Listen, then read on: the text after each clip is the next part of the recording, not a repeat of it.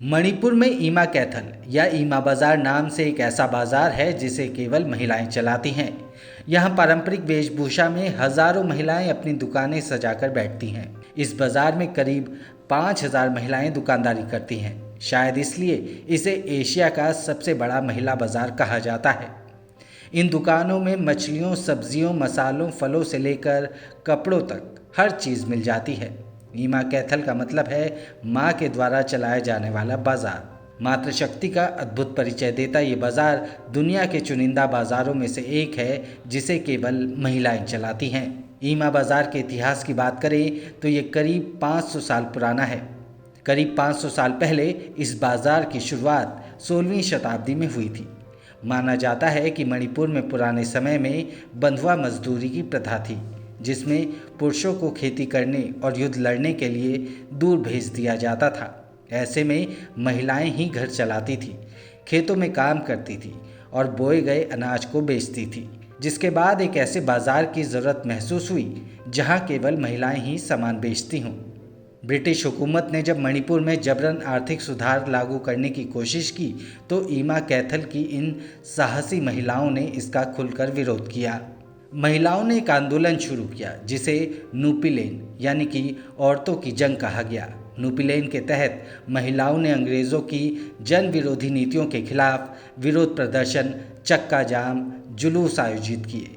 ये आंदोलन दूसरे विश्व युद्ध तक चलता रहा। ईमा कैथल केवल एक बाजार न रहकर मणिपुर की मातृशक्ति का पर्याय बन गया। आज़ादी के बाद भी ये सामाजिक विषयों पर चर्चा की एक जगह के रूप में स्थापित हुआ।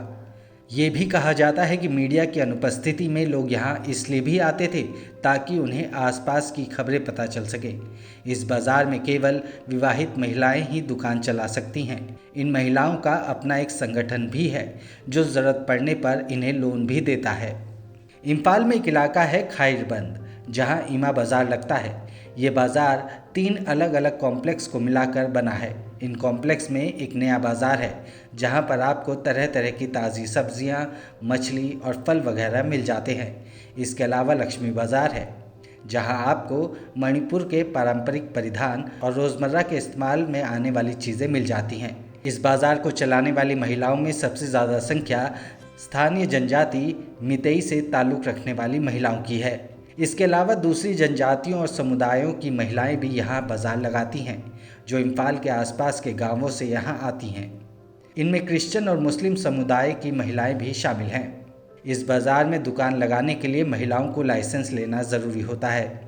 दुकानें पक्की दीवारों वाली नहीं हैं बल्कि छोटे छोटे ठेलेनुमा टेंट लगाए गए हैं जिनमें महिलाएं पारंपरिक परिधान जैसे मेखला पहने व्यापार करती नजर आ जाएंगी। इनकी उम्र 25 से लेकर 60 साल तक की है। दुकानों के बाहर ताज़ी छनती पकौड़ियाँ और स्थानीय स्नैक्स की खुशबू आपका मन मोह लेगी। अगर आप मणिपुर जाएं तो इस ऐतिहासिक और अपनी तरह के अकेले बाज़ार में जाना ना भूलें। ऐसे ही अपडेट्स के लिए सब्सक्राइब करें इंडिया लाइव को।